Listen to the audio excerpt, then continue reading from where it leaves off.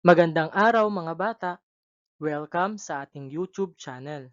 Muli, ito si Teacher JM at ngayong araw na ito, pag-aaralan natin ang Makabansa 3 sa unang markahan, ika-6 na linggo ng Revised K-12 Curriculum.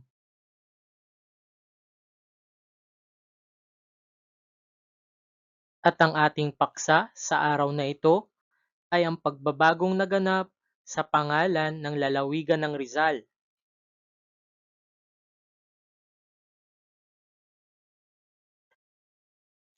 At ang ating layunin sa araling ito, ang mga mag-aaral ay naasahang naiisa-isa ang mga pagbabagong naganap sa kinabibilangang komunidad ayon sa pangalan.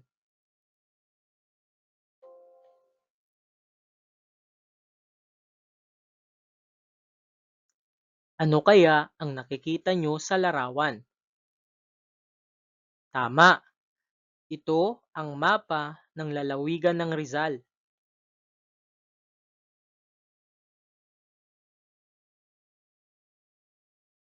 Dahil sa araw na ito, ating tatalakayin ang pagbabagong naganap sa pangalan ng lalawigan ng Rizal.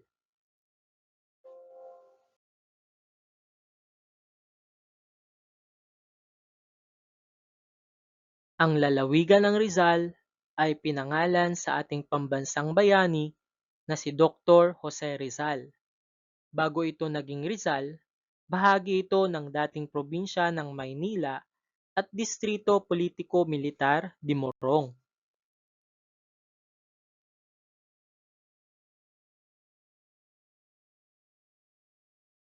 Narito ang mga mahalagang pagbabago sa pangalan at pagkabuo ng lalawigan.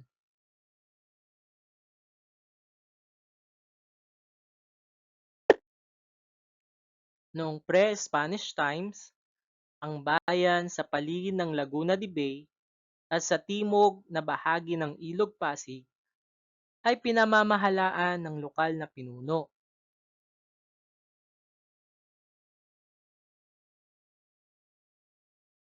Nasa pamumuno ng Laguna ang engkomyenda o pangkat ng tao noong panahon ng Kastila, ang Morong. Nasa pamumuno naman ng Tondo ang Taguig, Navotas, Malabon, Parañaque at Pasig.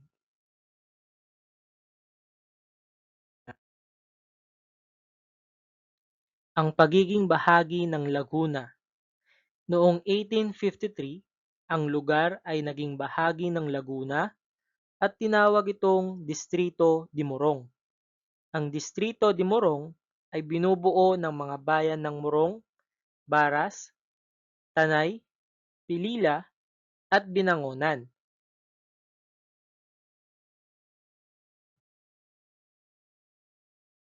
Noong 1860, ang probinsya ng Tondo ay naging probinsya din ng Maynila.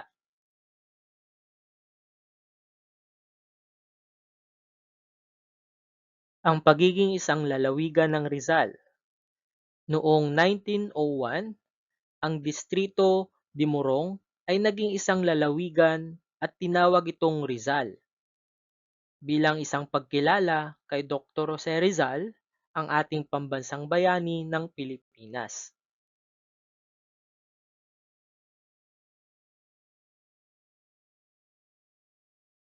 Kaya naman, sa paglipas ng panahon, may mga pagbabagong naganap sa ating lugar. Kung ang pagbabagong ito ay maaaring magdulot ng pagbabago sa kasaysayan, mabuti man o hindi, ang naging bunga ng pagbabagong ito, siguradong nagiiwan ito ng mga alaala sa isipan ng bawat mamamayan.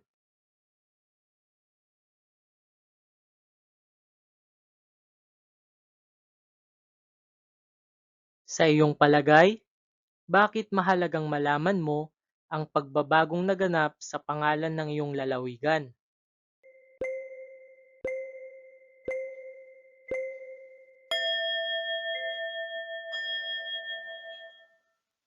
Tama! Mahalagang malaman mo ang pagbabago sa pangalan ng iyong lalawigan dahil sa paglipas ng panahon, Ito ang nagbibigay ng mas malalim na pangunawa sa kasaysayan at kultura na dapat mong malaman bilang kasapi ng iyong kinabibilangang pamayanan.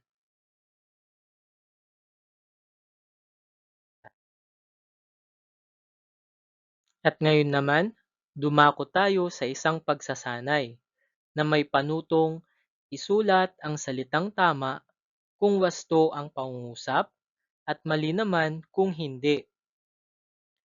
Number 1. Ang lalawigan ng Rizal ay pinangalan kay Dr. Jose Rizal.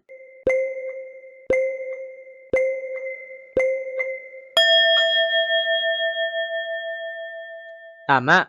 Ang wastong sagot ay tama. Number 2. Nasa pamumuno ng Laguna, inkomyenda o pangkat ng tao noong panahon ng Kastila ang Morong.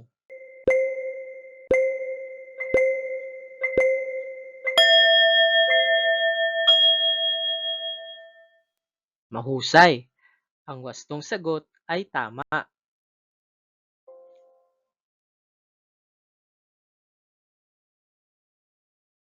Number 3. Noong 1901, ang Distrito de Morong ay naging isang lalawigan at tinawag na Rizal.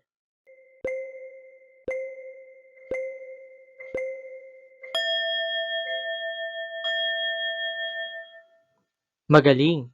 Ang wastong sagot ay tama. Number 4. Noong 1853, ang lugar ay naging bahagi ng Bulacan at tinawag itong Distrito de Morong.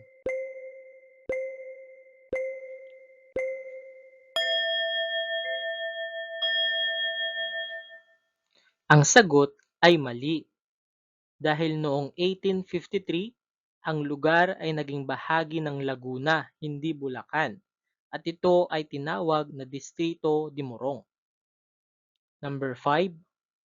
Ang dating probinsya ng Tondo ay naging probinsya ng Maynila noong 1860.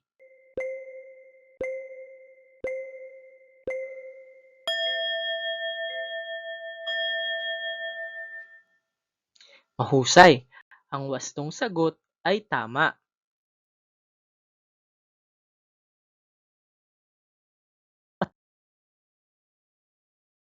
At dito nagtatapos ang ating pag-aaral sa Makabansa 3, Unang Markahan, ika-6 na linggo ng Revised K-12 na may pagpaksang pagbabagong naganap sa pangalan ng lalawigan ng Rizal.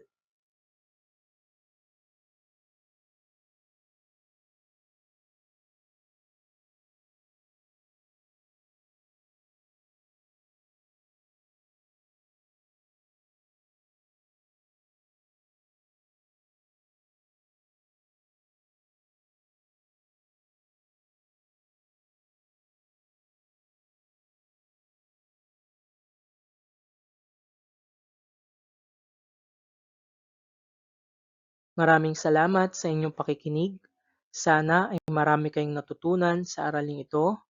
Muli, ako si Teacher JM at huwag kakalimutan mag-subscribe sa ating YouTube channel, like, comment and share, and click the notification bell for more videos.